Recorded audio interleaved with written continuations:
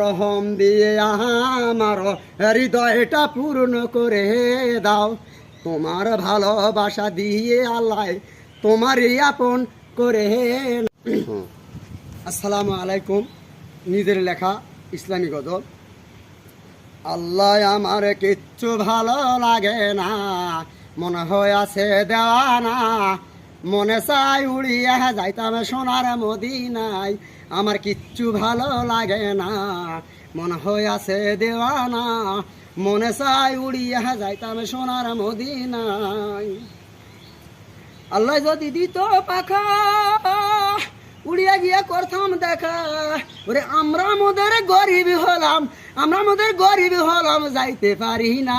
আমার কিছু ভালো লাগে না, মনে হয় আছে দিওয়ানা, মনে চাই উড়িয়া যাইতাম সোনার মদিনায়।